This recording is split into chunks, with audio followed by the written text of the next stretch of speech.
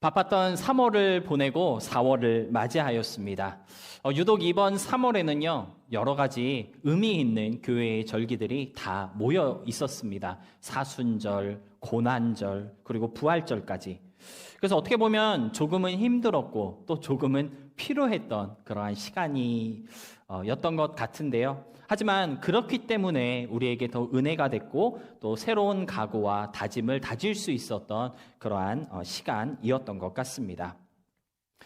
부활절을 지나고 월요일을 시작하면서 여러분 어떤 기분이 들으셨나요? 어떤 생각이 여러분의 마음 가운데 있으셨습니까? 저는 부활절 지나고 그 다음 날부터 제 마음속에 어떤 확신이라고 해야 할까요? 아니면 어떤 되새김 그런 게 하나 있었는데 무엇이었냐면 그 어떤 것도 하나님의 사랑에서 나를 끊을 수 없다라고 하는 믿음이 이상하게 제 마음속에서 계속 중얼되는 것을 느낄 수가 있었습니다. 우리가 잘 알고 있는 것처럼 로마서 8장 35절은요. 환난이나 공고나 박해나 기근이나 적신이나 위험이나 칼 같은 것들이 우리를 하나님의 사랑에서 끊을 수 없다라고 말씀해주고 있습니다. 이 말씀을 우리가 너무나도 잘 알고 있고 또 믿고 의지하고 있지만 그래서 우리의 어떤 경험이나 상황이 우리의 어떤 환경이나 처지 형편이 나를 향한 하나님의 사랑보다 크지 못하다 강하지 않다라고 하는 것을 우리가 너무 잘 알고 있습니다. 결코 나를 하나님의 사랑에서 떼어날 수 없다는 그러한 믿음을 우리가 잘 붙잡고 있는 것이 사실이지만 그런데 제 마음속에서 반복되었던 그 고백 그 어떤 것도 나를 하나님의 사랑에서 끊을 수 없구나라고 했던 그 고백이 의미했던 것은 상황이나 형편 어떤 눈에 보이는 그러한 외부적인 요인에 대한 것이 아니라 오히려 내 속에서부터 나의 믿음을 방해하는 것들, 예를 들어 게으름이라던가 나의 믿음 없음 또는 내가 가진 어떤 연약함, 심지어 그런 것들도 나를 향한 하나님의 사랑에서 나를 떼어낼 수 없구나. 그러한 의미에서 그러한 고백을 제 마음속으로 계속 그렇게 중얼됐던 것 같습니다. 사랑하는 성도 여러분, 지난 한 주를 살아온 여러분의 삶을 한번 돌아보았으면 좋겠습니다. 어떠한 상황에 휘말려서 하나님을 부인하거나 또는 어쩔 수 없는 외압으로 인해 믿음으로 살아가지 못한 적이 더 많았을까요? 아니면 나의 어떤 게으름이나 또는 죄의 유혹에 쉽게 빠지는 그러한 연약함 때문에 나의 믿음 없음으로 인해 넘어지고 자빠졌던 적이 더 많았을까요?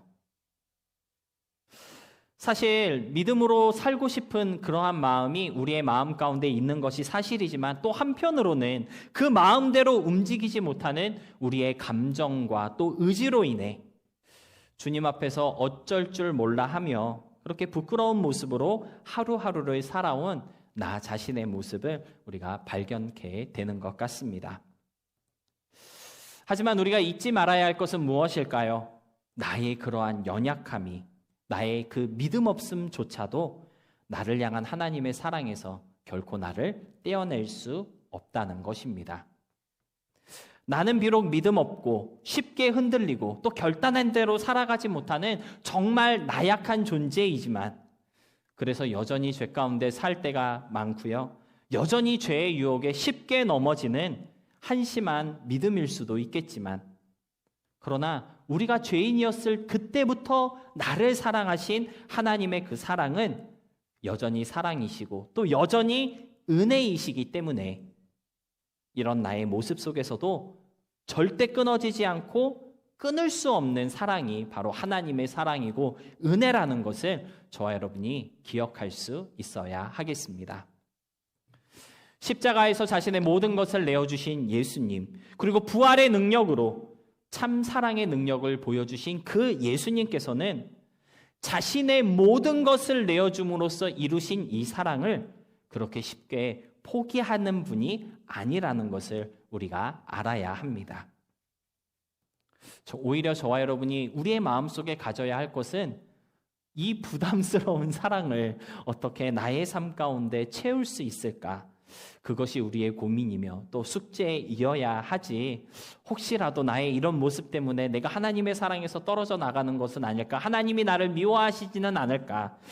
그것이 우리의 고민일 수 없다라고 하는 것이죠. 사랑하는 성도 여러분, 고난절과 부활절을 보내며 우리가 분명하게 알게 된 것은 예수님의 사랑이 결코 값싼 사랑이 아니라는 것입니다.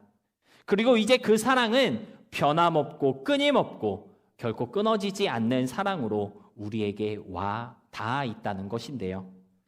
이제 그 사랑에 우리는 어떻게 반응하며 살아가야 하는 것일까요? 이에 대한 고민과 간구가 계속해서 우리의 마음 가운데서 묵상되어지는 4월의 한 달이 되었으면 좋겠고요. 그에 대한 답을 찾을 수 있음으로써 십자가의 고난과 죽음, 그리고 부활로 완성하신 그 사랑에 조금이라도 더 맞댈 수 있는 모습으로 주님 앞에 서게 되는 이 한 달이 될 수 있기를 바랍니다. 이러한 고민을 안고 오늘 우리가 함께 묵상하고자 하는 말씀은 느헤미야서 7장 1절로 4절의 말씀인데요. 오늘 이 말씀을 통해 어떤 모습으로 하나님 앞에 서야 할지를 깨달을 수 있게 되기를 주님의 이름으로 부탁하며 소망합니다. 여러분, 느헤미야서 읽어보신 적 있으십니까? 그렇게 길지 않은 성경인데요.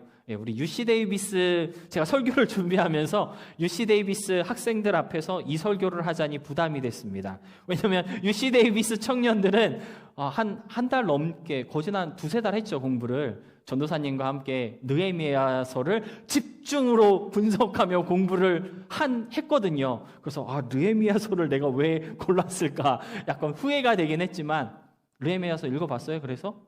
네, 읽어보신 줄 믿고 이따가 질문을 UC 데이비스 청년들을 중심으로 질문을 좀 해보도록 하겠습니다. 여러분, 느헤미야서 어떤 책일까요?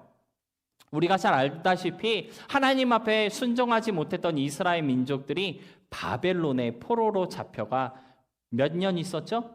우리 김동건 청년, UC 데이비스 TSC 리더님, 포로 생활 몇 년 했죠? 네? 네, 전도사님 회개하셔야 되겠네요. 네, 포로 생활 70년을 했는데 그 70년을 마치고 다시 이제 예루살렘으로 돌아올 수 있게 되었습니다. 예루살렘으로 돌아온 이스라엘 민족들은 하나님의 성전을 건축하였고요. 그리고 그 성전을 보호하기 위해서 성벽을 공사하게 되었는데요. 어떻게 예루살렘 성벽 공사를 시작할 수 있게 되었고 또 그 과정은 어땠는지 그 내용에 대한 자세한 기록이 바로 느헤미야서다라고 우리가 간단하게 이야기할 수가 있겠습니다. 근데 느헤미야서를 우리가 이렇게 쭉 볼 때 주목해 볼 만한 것이 하나 있는데요. 예루살렘 성벽을 공사하라라고 하나님께서 명령을 내렸었을 때 이 명령은 이스라엘 모든 민족들에게 주신 어떤 국가적인 사명 또는 사업이었을 뿐만 아니라 각 사람의 삶과 아주 밀접하게 와닿아 있는 개인의 사명으로 느헤미야서는 조명하고 있다라고 하는 것입니다. 느헤미야라고 하는 한 사람에게 예루살렘 성벽 재건의 소명을 하나님께서 주셨지만 그와 함께 이 사업에 헌신하는 개개인에게도 그들만의 어떠한 사명을 부여하셨다라고 하는 것이죠. 성벽 재건은요, 느헤미야의 주도 아래 진행되었던 범국가적인 사명이었지만 동시에 각 사람에게 주신 개인의 사명이었고 내가 감당해야 할 내 사명이었다라고 하는 것입니다. 그래서 느헤미야서를 이렇게 쭉 볼 때 우리가 특별하게 주목해 보아야 할 한 단어가 나오고 있는데요. 바로 각각이라고 하는 표현입니다. 느헤미야서에서는요, 유독 이 각각이라는 표현이 자주 등장하고 있는 것을 볼 수가 있는데요. 오늘 본문 3절에서도 예루살렘 주민이 각각 자기가 지키는 곳에서 파수하되 자기 집 맞은편을 지키게 하라 이렇게 말씀하고 있는데요. 느헤미야 3장 28절에도 나오고 있고 4장 15절 18절에서도 각각 일하였고 각각 중수하였고 각각 지켜내었다라고 하는 내용이 계속해서 강조되고 있습니다. 그러니까 성벽 건축의 사명은 느헤미야에게 주신 사명이었고 동시에 이스라엘 민족들이 다 같이 이루어야 할 중요한 사업이었지만 또한 이것은 각 개인에게 주신 사명이었으며 각각 감당해야 할 부분들이 있었던 개인의 사명이었다라고 하는 것을 느헤미야서는 우리에게 말해주고 있다라고 하는 것이죠. 성벽 건축에 대한 책임은 공동체의 책임이기도 하지만 각각의 책임이기도 하다라는 것이고요. 사명에 대한 책임이 각 개인에게 있다는 것을 느헤미야서는 강조해주고 있다라고 하는 것입니다. 여러분, 이것은 우리에게 무엇을 말씀하고 있는 것일까요? 모두에게 주신 그 사명이 온전히 성취되기 위해서는 각 개인이 자기 자신에게 주신 사명을 잘 감당해낼 수 있어야 한다는 것을 우리에게 말해주고 있는 것이고요. 각 개인이 내 사명에 충성할 때 모두의 사명이 완성될 수 있다는 것을 우리에게 메시지로 전해주고 있다라고 하는 것입니다. 4월 한 달 우리 교회의 다짐이 내 사명을 지켜내는 교회인데요. 여러분, 이 다짐이 담고 있는 중요한 메시지가 있는데 무엇이냐면 내 사명에 우리 각 개인이 충성할 때 공동체의 사명이 완성된다는 것입니다. 내 사명에 내가 충성할 때 공동체의 사명이 완성될 수 있다는 것이죠. 여러분 개인이 지켜야 할 그 개인의 사명이 더 나누는 교회의 사명과 직결되어 있고 더 나아가 이 세상의 수많은 교회들이 교회다워지고 예수님을 믿는 사람들이 믿는 자다워지는 그 사명과도 연결되어 있다는 것입니다. 여러분 각자에게 주신 사명을 여러분이 지켜내지 못하고 감당하지 못한다면 더 나누는 교회의 그 사명도 결코 이루어질 수 없다는 것이고요. 교회가 교회되는 역사, 주를 믿는 사람들이 믿음의 능력으로 살게 되는 그러한 일들도 일어나지 못하게 된다는 것을 깨달아야 한다는 것입니다. 그래서 나에게 주신 사명이 있다는 것을 우리가 알아야 한다는 것이고요. 내 사명을 지켜내는 우리가 될 수 있어야 한다고 느헤미야서는 우리에게 말씀하여 주고 있는 것입니다. 사랑하는 성도 여러분, 여러분 각자에게 주신 사명이 있다는 것을 기억하시기 바랍니다. 그리고 그 사명은 여러분 혼자만을 위한 것이 아니라 믿는 모든 사람들을 위한 사명이고요. 또한 교회 공동체를 위한 사명이라는 것을 잊지 마시기 바랍니다. 내 사명을 지켜내고 감당하는 우리로 말미암아 교회가 교회다워지고 성도가 성도다워지는 역사가 일어나게 된다는 것을 여러분 명심하시고요. 내 사명은 무엇인지 자기의 사명을 찾아가는 4월의 시간이 될 수 있기를 바랍니다. 그러한 관점에서 오늘 본문은 우리에게 자기 집 맞은편을 지키라라고 명령하고 있는 것을 볼 수 있는데요. 어떻게 보면 이것이 바로 우리 모두에게 주신 각자의 사명인 것 같습니다. 자기 집 맞은편을 지키라. 도대체 이 말씀을 통해 하나님은 우리에게 어떠한 사명을 전달해 주고 계신 것일까요? 첫 번째로 자기 집 맞은편을 지키라라고 하는 이 명령은요. 건축된 성벽 안에 있는 것을 잘 지켜내라는 명령이라는 것을 우리가 깨달을 수가 있겠습니다.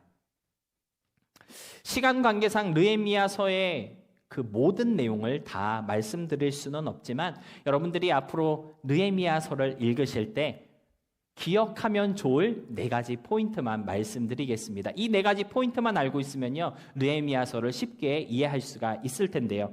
첫 번째로 느헤미야서는 어떤 책이냐면요, 예루살렘 성벽을 소망하게 하셨다라고 하는 내용으로 시작하고 있는 것을 볼 수가 있습니다. 두 번째는 이 성벽 건축을 위해 각 사람에게 주신 사명이 있음을 우리에게 말해주고 있는 것을 볼 수가 있고요. 세 번째는 무엇입니까? 성벽 건축을 방해하는 사람들도 있었다라고 하는 것이죠. 마지막으로 그럼에도 불구하고 결국 예루살렘 성벽을 완성할 수 있었다라고 하는 내용을 느헤미야서는 우리에게 말해주고 있는데요. 이 네 가지 요점만 기억하시면 느헤미야서 전체를 쉽게 이해할 수 있으실 것입니다. 그런데 여기서 우리가 잊지 말아야 할 포인트가 하나 있습니다. 왜 예루살렘에는 성벽이 필요했을까요? 왜 느헤미야는 성벽을 해야겠다라고 하는 생각을 하게 되었고, 왜 하나님께서는 그것을 진행하도록 역사해 주셨는지를 생각해 볼 필요가 있는 것 같습니다. 왜 성벽을 건축하려고 했을까? 도대체 성벽이 필요했던 이유는 무엇이었을까요? 느헤미야서를 쭉 보니까요, 바로 하나님의 성전을 보호하기 위해서였습니다. 여러분, 바벨론 포로가 되어서 70년 동안 고생하던 이스라엘 민족들이 예루살렘으로 돌아왔을 때 한 번에 쫙 하고 다 돌아왔던 것이 아니라 몇 번에 걸쳐서 돌아왔을까요? 3번에 걸쳐서 돌아왔습니다. 그래서 3차, 1차, 2차, 3차를 거치면서 이스라엘 민족들이 돌아오게 됐는데 1차와 2차 포로 귀환은 예스라서에 기록되어져 있고요. 3차 귀환은 바로 느헤미야서에 기록되어져 있는데요. 여러분, 1차로 돌아왔던 이스라엘 민족들이 가장 먼저 한 일이 무엇이었을까요? 바로 하나님의 성전을 다시 세우는 것이었습니다. 포로에서 돌아온 이스라엘 민족들이 다시 세운 그 하나님의 성전을 흔히 스룹바벨 성전 이렇게 부르는 것이죠. 그리고 2차로 돌아왔던 이스라엘 민족들은요, 학자 에스라와 함께 돌아왔는데 그들은 어떤 일을 하였을까요? 여호와의 율법을 다시 세우고 그 말씀대로 살아갈 것을 다짐하였습니다. 이게 여기까지가 에스라서에 기록되어져 있는 1차, 2차 포로 귀환의 내용입니다. 세 번째로 돌아왔던 무리들이 바로 오늘 본문에 나오는 느헤미야와 함께 돌아왔던 사람들이었는데요. 이들이 했던 일은 무엇입니까? 예루살렘 성벽을 재건하는 일을 하였던 것입니다.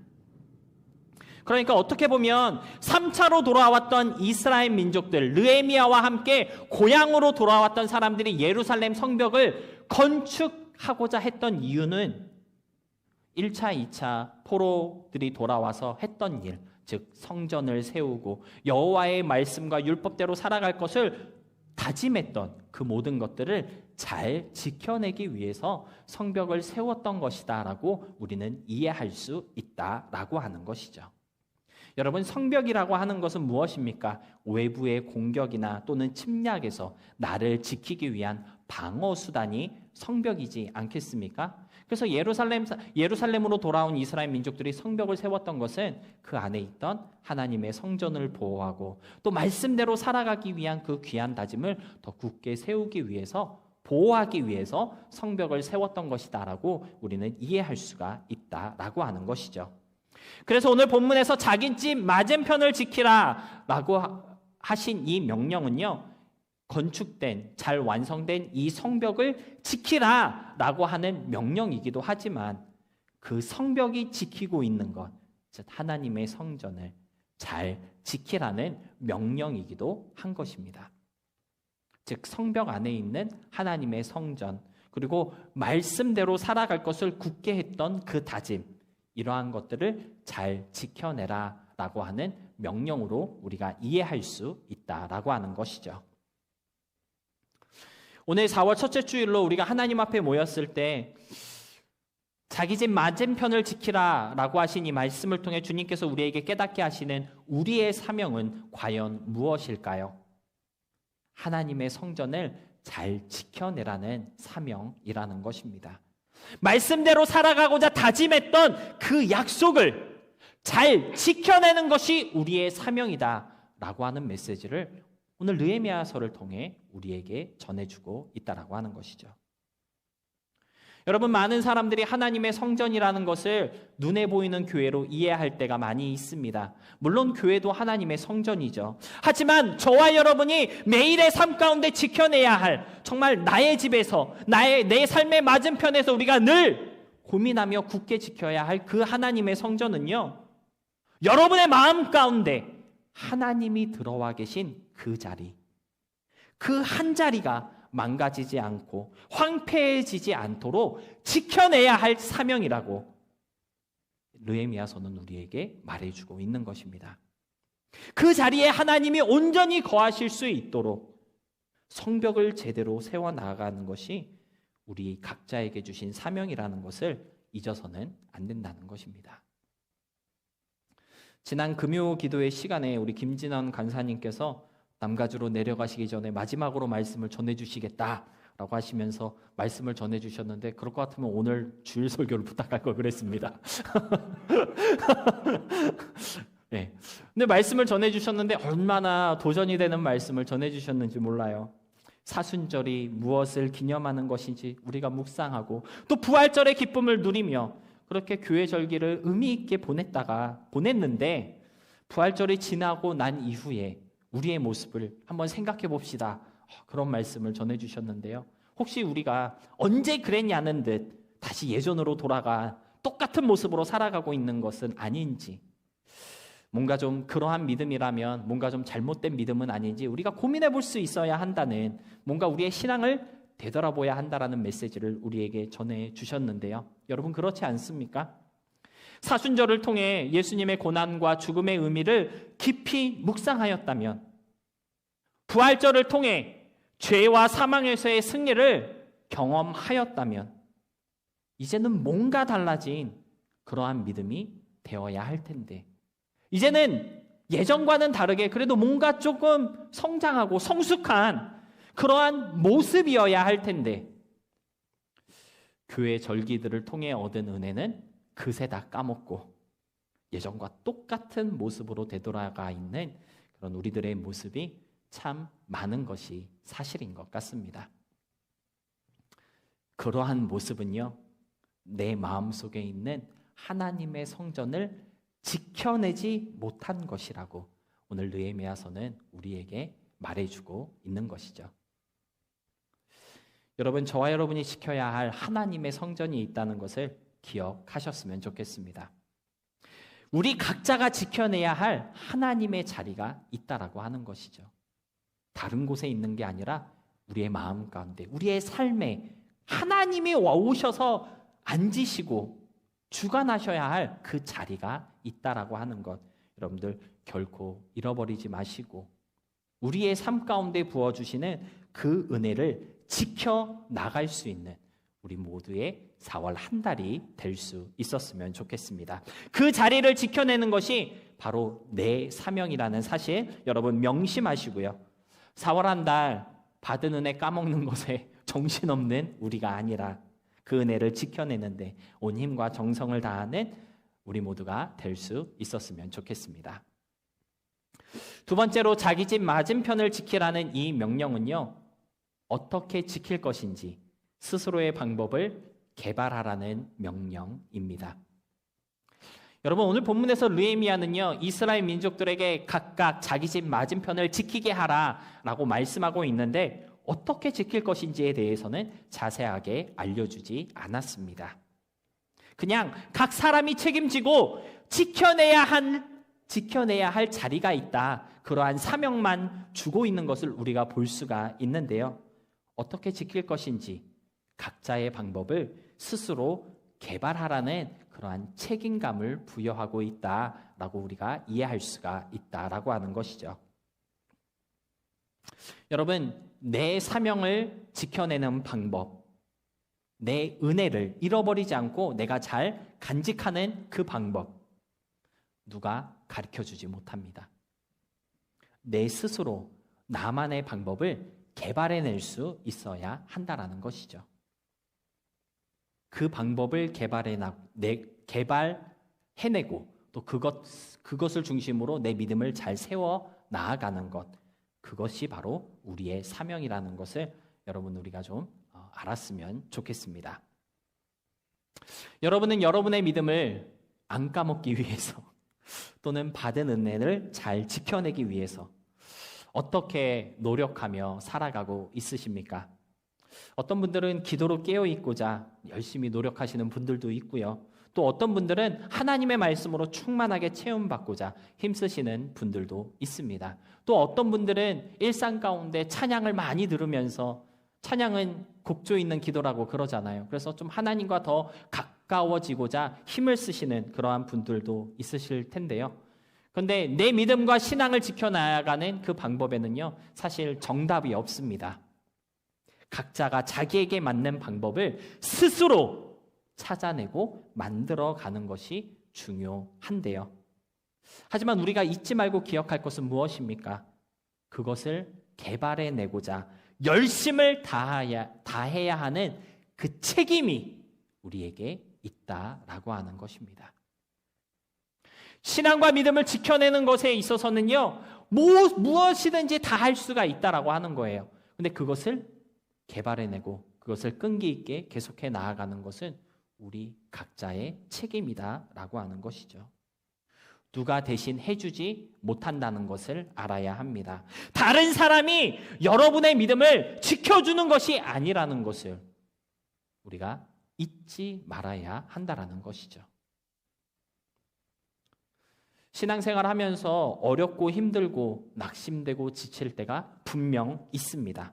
그리고 그럴 때마다 내 옆에서 힘이 되어주고 위로해주며 아프고 쓰라린 마음을 보듬어주고 또 감싸주는 누군가가 있다는 것, 그러한 공동체가 있다는 것은요, 정말 큰 은혜임에 분명합니다. 하지만 그렇다고 해서 그 사람이, 그 공동체가 내 믿음을 지켜주는 것 아니고요. 공동체가 여러분의 믿음을 대신 채워주는 것 절대 아닙니다. 내 믿음을 지키고 내 은혜를 챙기는 것은 어디까지나 각자의 사명이며 책임이라는 것을 우리가 꼭 기억할 수 있어야 한다라는 것이죠. 내 고민을 나눌 사람이 없고 나의 어떤 힘든 부분들, 어려운 것들을 들어주는 사람이 없어서 여러분이 흔들리는 것이 아니라 그 흔들림을 이겨내고 온전한 믿음을 유지하기 위한 스스로의 방법을 개발해내지 못했기 때문에 계속해서 다른 사람에게 의존만 하게 된다는 것을 깨달을 수 있으셨으면 좋겠습니다. 여러분, 각자의 믿음은요, 각자가 책임질 수 있어야 합니다. 그 믿음을 개발하고 유지하고 성장시키기 위해서 나는 무엇을 해야 하고 무엇을 할 수 있는지를 고민하고 개발해야 할 책임이 바로 우리 각자에게 주신 나의 사명이다라고 하는 것이죠. 여러분, 달란트 받은 자의 비유 다 알고 계시죠? 그 비유를 기억할 수 있으시기를 바랍니다. 10달란트, 5달란트 받은 사람은요, 그것을 가지고 나가 장사해서 그만큼을 남겼습니다. 근데 성경은요, 그들이 10달란트, 5달란트를 가지고 무슨 장사를 했는지 말해주지 않고 있습니다. 그냥 장사를 했다, 그렇게 알려주고 있고요. 장사를 했기 때문에 그만큼 남길 수 있었다라고 그렇게 말해주고 있을 뿐인데요. 장사하는 그러한 열심이 있어야, 그러한 노력이 있어야, 그러한 열정이 있어야 그만큼을 남길 수 있다라고 하는 것이죠. 아무것도 안 하고 그냥 1달란트 땅에 묻어만 놓으면 그만큼을 남길 수가 없다라고 하는 것을 달란트 비유는 우리에게 말해주고 있는 것입니다. 사랑하는 성도 여러분, 받은 은혜가 있으십니까? 하나님이 주신 그 믿음을 더 성장시키고 싶으신가요? 스스로의 방법을 개발해내시기 바랍니다. 기도도 좋고 말씀도 좋고 찬양도 좋습니다. 무엇이든지, 그것이 무엇이 되었든지 간에 그 방법을 개발해 나가고 또 그 방법을 내 삶 가운데 적용하기 위해서 열심을 다하고 최선을 다하며 끈기 있게 해 나가시기 바랍니다. 그 열정과 노력을 통해 자기 집 맞은편을 든든하게 지켜나가는 귀한 역사가 여러분의 신앙생활 가운데 일어나게 될 수 있기를 진심으로 소망하며 축복합니다. 말씀을 정리하겠습니다. 에스겔서 14장 14절은 늘 저에게 깊은 울림을 주는 그러한 말씀인데요. 우리 다 같이 한 목소리로 함께 읽어보도록 하겠습니다. 함께 읽겠습니다. 시작. 비록 노아, 다니엘, 욥 이 세 사람이 거기에 있을지라도 그들은 자기의 공로를 자기의 생명만 건지리라. 나 주 여호와의 말이니라. 여러분, 노아, 다니엘, 욥 이 세 사람은요, 하나님이 인정하신 의로운 사람들이었고 믿음의 사람들이었습니다. 근데 에스겔 14장 14절에 우리에게 말해주는 것은 무엇입니까? 아무리 하나님이 인정한 의롭고 믿음 좋은 사람이다 할지라도 그 사람들은 각자의 믿음으로 각자의 생명만 구원할 수 있다라고 우리에게 말해주고 있다는 것입니다. 여러분 생각해 보면요, 노아, 다니엘, 욥 이들 주위에는요 늘 사람들이 있었습니다.